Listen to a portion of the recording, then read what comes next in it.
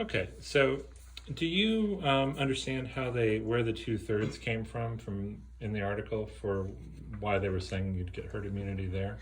So I think it's because in this, they're saying that every one person in this disease infects 3 other people, I guess. I'll just use dots. So a person with the disease can infect 3 other people. Okay. But if you have 2/3 of the population immune, these people won't get the disease again. So the number of cases aren't growing. So this person would only infect 1 other person. And then as more and more people gradually get immune to the disease, the people who have the disease can't infect as many people. So the cases start to shrink and the disease eventually goes away. Okay.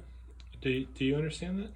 Yeah, because once you reach this 2/3 here, I mean, I don't know if, I think they're just assuming that it infects 3 other people. Yeah. 3 was just an example number. Yep.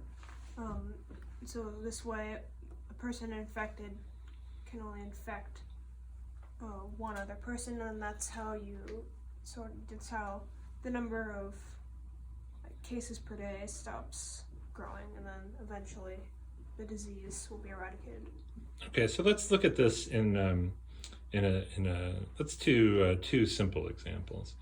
So first, let's just start out with their number that each person would infect but they would end up spreading to 3 people. Mm-hmm. Yeah. So let's start with 1 person. Well, let's pretend we have a very large population, like 1 million people. So how many infections, if we start on 1 infection at time 1, how many infections do we have at time 2? Well, 4, because this person could be still infected. Okay. Or if you just counted these, you could do 3. Yeah, that's a very good clarifying point. It also depends on how long that person stays infected. Yeah. So let's just count the new infections. That's a good point. So we have 3 at time step 2. At time step 3, how many are we going to have? We'd have 9 new infections. Okay, and at time step 4? 27. All right, and what does this remind you of? It's just exponential growth, sort of. Yeah. Powered of 3. Yeah, this is exponential growth and powers of 3. So now let's do the situation where let's pretend half the population has immunity somehow, but we're in the same situation.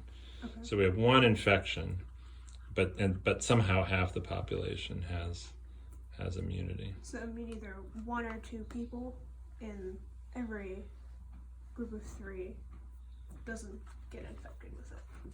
So you could have 1 person be immune or 2 people be immune. I mean, maybe these are the most likely cases. Maybe you could have everyone be immune or everyone not be immune. Okay. But if you want sort of the average, then you have... The average is 1.5 people being immune, yeah. Okay, so on average we would have 1.5 new infections. Yeah. Okay. At time step 2. Now, how many would we have at time step 3? Well, let's see. New ones. How many new ones? New ones. So you say if you just start from this case, then we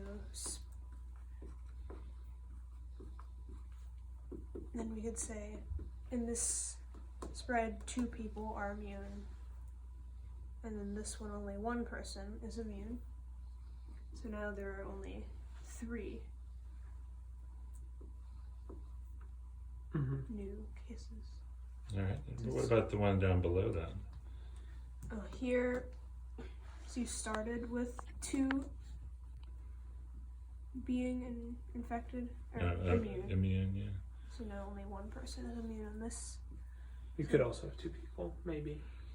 Yeah, so it depends on how it goes. So what do you think the expected number of new cases on this one is? So how I would say each of these 1.5 people would infect another 1.5 people. Okay. So, I mean, you could, I guess for the one person, you say it's 1.5, and then plus the half person, it's 0.75. So maybe you could say that's 2.25. Okay. That's Multiply. step 2. Maybe multiply the 1.5 by 1.5. Yeah, so it'd still be exponential Yeah, growth, just just with by- a smaller yeah. number. Mm-hmm. Okay. Good job, guys.